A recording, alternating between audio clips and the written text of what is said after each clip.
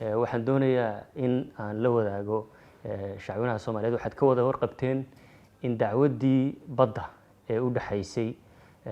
dowladda federaalka Soomaaliya iyo dalka Kenya oo hadda lix jirsatay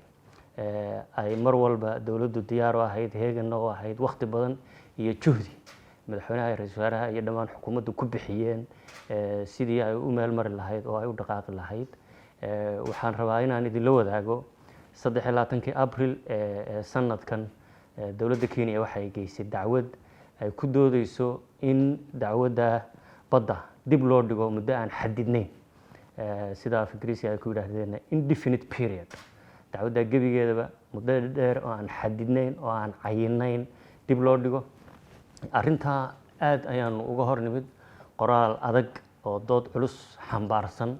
oo ku fadhiya sharciyada caalamiga ah ayaan u gudbinay maxkamadda cadaaladda adduunka kowdii May isla sanadkan oo aan ku diidanahay kuna doodayno in maadaama laba goor oo hore dib loo dhigay dacwaddaas dhageysigeeda in aan la dhaafinin laguna dhageysto bisha June 8 ilaa 12 dooda Kenya waxay xambaarsanayd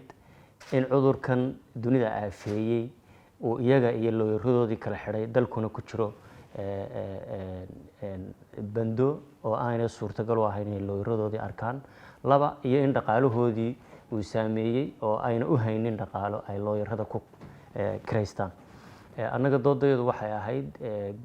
hal cadaysan geed ay ku xoqotamo weydo cadaaladda oo dib loo dhigaa waa cadaaladii oo la waayay in si nabad ah oo cadaalad ku dhisan dooda garmaqalkeeda loo dhageysto Soomaaliyana iyo shacwinaha Soomaaliyeedna ay cadaalad helaan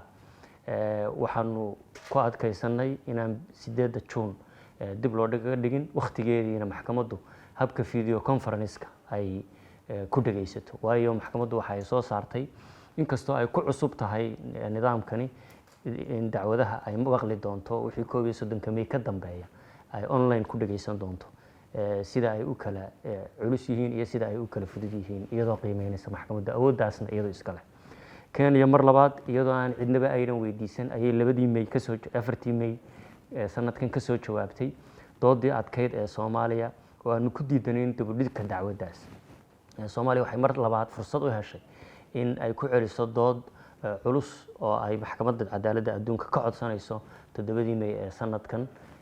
in aan dib loo dhigin waqtigeediina la dhageysto looyarada iyo dhinacyaduna iyagoo guryahooda kala jooga dalalkooda jooga goobahooda jooga maxkamaddu ay online ama video conference ay ku dhageysato hayeeshee maxkamadda cadaaladda adduunka ikhtisaaska iyada iskale go'aanka iyada iskale qaraarka ay soo saarayso iyo qiimeynta ay sameeynaysan maxkamadda ayaa awoodda kama dambaysta ilaahay idamkiisa iskale laguna kalsoon yahay dhinacyaduna ku kalsoon yahay maxkamaddu maanta makhribadii waxay soo saartay go'aankan oo xambaarsan go'aanka dib u dhigista oo ay maxkamaddu gaadhay iyo jadwalka cusub ay maxkamaddu u soo saartay oo bogga labaad ka hadlaya dhageysiga dhinacyada ay dhageysanayso waxay maxkamaddu soo saartay go'aan ah